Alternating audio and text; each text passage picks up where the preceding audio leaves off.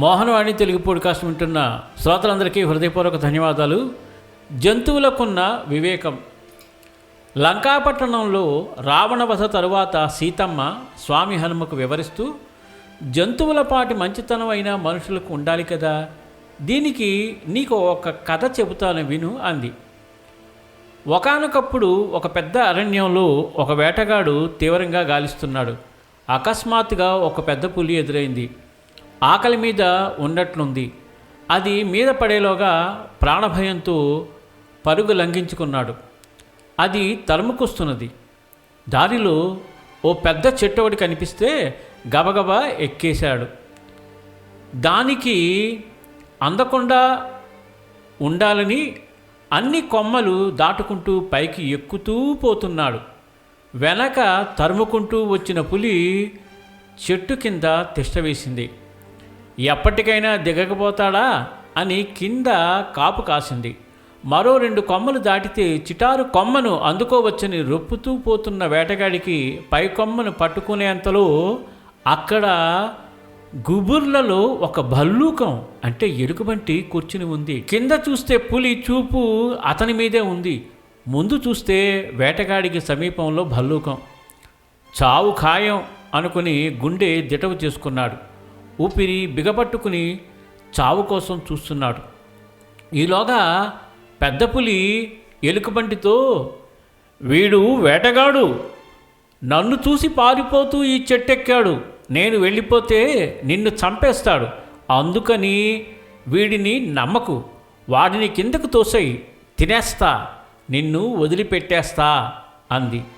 దానికి ఎలుకబంటి, ఈ మనిషి తెలుసో తెలియకో నేనున్న చెట్టు మీదకి వచ్చాడు అంటే నా ఇంటికి వచ్చిన అతిథితో సమానం, వాడిని నేను కాపాడాలి, వాడిని కిందకు తోసేసి నీకు ఆహారంగా అందించలేను అని చెప్పింది. నీవు మనిషివి నమ్మవు కదా, అది నీకే తెలుస్తుందిలే అని పెద్ద పులి చెప్పింది. కానీ కదలకుండా అక్కడే కూర్చుంది. ఈలోగా వేటగాడికి అలసట వచ్చి నిద్రపోయాడు. అది కూడా అతనిని ఏమీ చేయలేదు. కాసేపటికి నిద్రలేచాడు. ఈలోగా భల్లూకానికి నిద్ర వచ్చి నిద్రపోతున్నది. పెద్ద పులి వేటగాడితో, ఆ భల్లూకం నిద్రలేస్తుంది, ఆకలితో ఉంటుంది, నేను చంపేస్తానని దిగదు, నువ్వు అందుబాటులో ఉన్నావు కాబట్టి నిన్ను తినేస్తుంది, దాన్ని కిందకి తోసేయి, నేను తినేస్తా, నా ఆకలి తీరిపోతుంది, కాబట్టి నేను నీ జోలికి రాను అంటూ ఉండగానే వేటగాడు క్షణం ఆలస్యం చేయకుండా భల్లూకాన్ని కిందకు తోసేశాడు. అదృష్టం కొద్దీ అది కిందకు పడే సమయంలో తేరుకుని మధ్యలో ఒక కొమ్మ అందితే దాన్ని పట్టుకుని పైకి ఎక్కేసింది.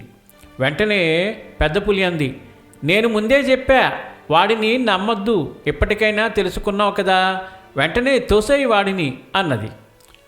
వాడు నాకు అపకారం చేసి ఉండవచ్చు, వాడు నా అతిథి, వాడికి అపకారం చెయ్యను, కిందకు తోయను అన్నది భల్లూకం. చేసేది లేక పెద్ద పులి వెళ్ళిపోయింది. ఎలుగుబంటి కూడా అతనిని వదిలేసింది. వేటగాడు కిందకు దిగి సిగ్గుతో తలదించుకుని వెళ్ళిపోయాడు. చూసావా హనుమ, అడవిలో ఉండే జంతువుల పాలిటి వివేకం కూడా మనం చూపకపోతే ఎలా?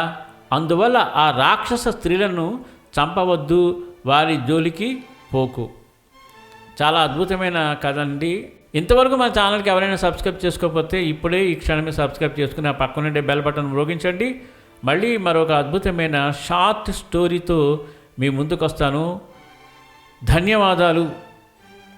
సర్వేజన సుఖినో భవంతు, లోకా సమస్త సుఖినో భవంతు. ధన్యవాదాలు. స్వస్తి. ఇంతవరకు మన ఛానల్కి ఎవరైనా సబ్స్క్రైబ్ చేసుకోకపోతే ఇప్పుడే ఈ క్షణమే సబ్స్క్రైబ్ చేసుకుని ఆ పక్క నుండి బెల్ బటన్ మ్రోగించి మమ్మల్ని ప్రోత్సహిస్తారని మనస్ఫూర్తిగా కోరుకుంటూ, సర్వేజన సుఖినో భవంతు, లోకా సమస్త సుఖినో భవంతు. ధన్యవాదాలు. స్వస్తి.